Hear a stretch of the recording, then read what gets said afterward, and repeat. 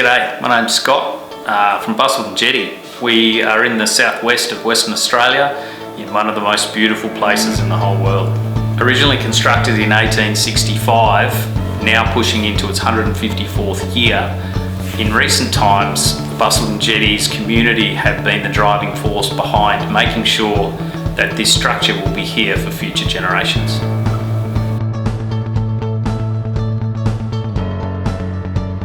So the train we've got can carry 90 people per hour out to the end of the jetty.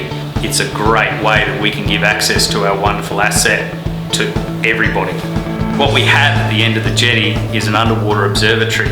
It's actually one of only 5 natural underwater aquariums in the whole wide world. So the reason the Busselton Jetty chose Replas seats for our tourists to sit on, we have a very strong community-minded background and focus, particularly in marine science, conservation.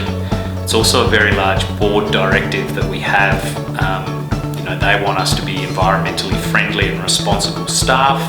It's amazing when we actually tell the story of each one of those seats that people are sitting on, and we let the people know that they're made from recycled plastic bags, which could have potentially ended up in the ocean.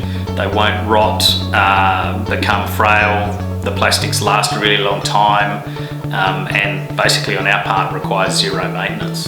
For me, walking to the end of the jetty, and the way that I feel a lot of tourists see it, is that it's like a rite of passage. It's something that has to be done.